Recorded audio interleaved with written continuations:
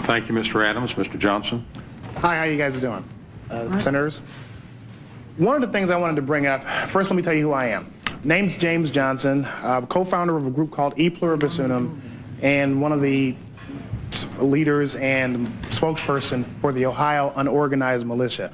I've spoken to many groups around Ohio and in other states, and I've also helped start some groups. Now, what I wanted to touch on was what Mr. Thompson said. I think he focused on a key point, which was why these groups are forming. Why is it growing like it is? And that's some of the topics that need to be addressed. And I think maybe you can talk to some people on the inside like you have here to answer those questions.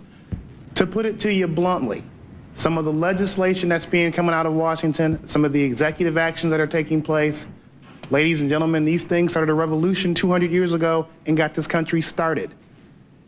And the people are seeing this. The national news media and the actions of this government is some of the best recruitment we could have. We don't have to say much. All you have to do is talk to the average person out there to tell you, how do you feel about your government? And the people you look at here, we're the calm ones. We're the ones that calm people down. Now, I'm speaking here as a representative for my state and other groups that I know of. The animosity that I see out there between the citizens, all of them, and the government is frightening. What they did was, after listening to all these abuses and government atrocities that you're going to hear here today, and they saw that they were going to no avail, they decided to see what they could do to become part of the solution. They looked into the law, and under Title 10 USC 311 saw a phenomenon known as the unorganized militia that consists of all people, even the people taking these pictures right here, everyone. And they began to form themselves in units for their own self-defense and their self-preservation. Now, the way we stand now, and it's good that we're getting these views aired out, because 200 years ago, the British didn't get the hint until they saw dead redcoats out there. But this time, maybe we can get this out in the open and have things resolved. Because I feel, and it's concerning to me, and I'm being sincerely honest, that with the increasing polarization between the tax-paying public out here and what goes on, not only in here, but certain state governments, that the only thing standing between some of the current legislation being contemplated and armed conflict is time. It's one of the reasons I got in this movement, to help prevent that. Now, you can see from the last 2 years of sales from the firearms producers in this country, this nation is probably one of the most heavily armed forces on earth. And I have heard more and more people say, if one of these black-suited, armor-wearing, state-sponsored terrorists come kicking down my door, I'm going to blow somebody away. They don't call themselves militia. They don't even call themselves patriots. They call themselves American citizens who are getting tired of confiscatory tax rates, increasingly heavy regulations, which is, they believe, are leading them down a path to involuntary servitude. And one of the slogans that's been going around, especially in Ohio, is what I've been telling people, for those who think that this is just primarily an angry white male movement, is that if our ancestors would have been armed, they would not have been slaves. That's why people are getting armed. Not so much with firepower. That's not the thing that makes it dangerous. What makes it dangerous is that they're being armed with knowledge. What you're going to see is a growing number of citizens, and you're seeing that now, that's why we're here, move away from the authority that is here in the Beltway and began to create their own constitutional authority. You're going to begin to see this in the resurgence of the common law courts.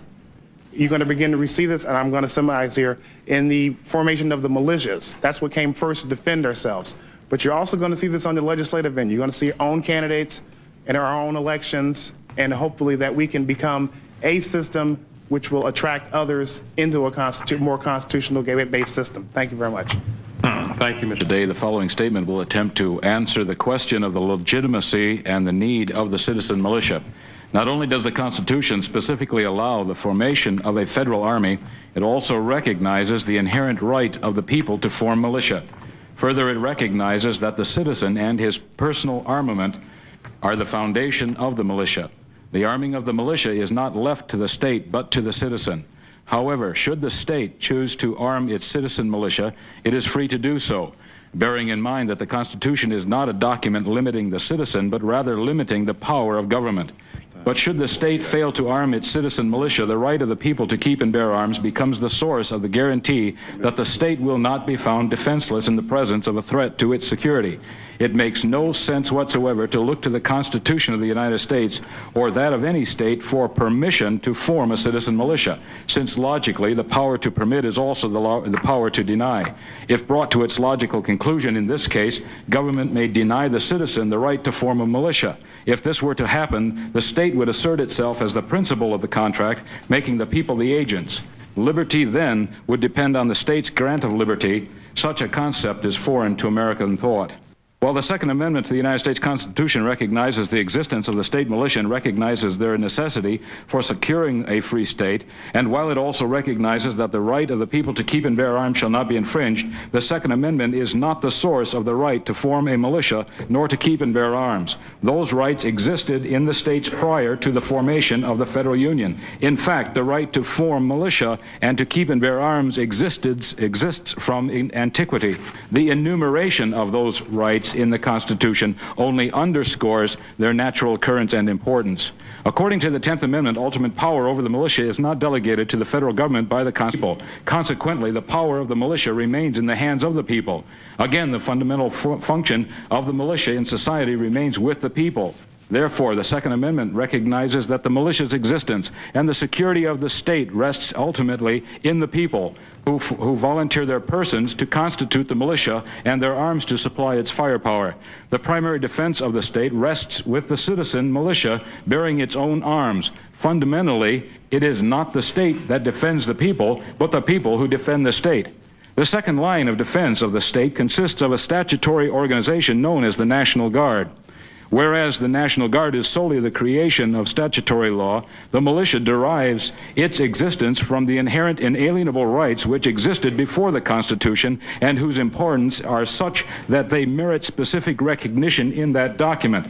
While the National Guard came into existence as the result of legislative activity, the militia existed before there was a nation or a constitutional form of government. The militia, consisting of people owning and bearing personal weapons, is the very authority out of which the United States Constitution grew. This point must be emphasized. Neither the citizen's militia nor the citizen's private arsenal can be an appropriate subject of federal regulation.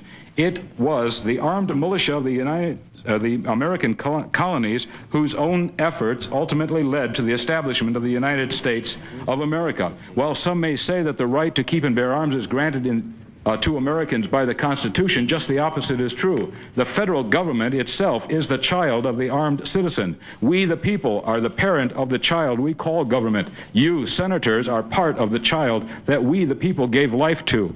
The increasing amount of federal encroachment into our lives indicates the need for parental corrective action. In short, the federal government needs a good spanking to make it behave. One other important point needs to be made. Since the Constitution is the limiting document upon the government cannot become greater than the granting power. The servant cannot become greater than its master. Therefore, should the chief executive or other branch of government or all branches together act to suspend the Constitution under a rule of martial law, all power granted to government would be canceled and deferred back to the granting power, that is the people. And I'll conclude with this statement: martial law shall not be possible in this country as long as the people recognize the Bill of Rights as inalienable. My statement is not complete, however, it has been made part of the record for those who would like to review it. Thank you very much. Thank you, Mr. Olson.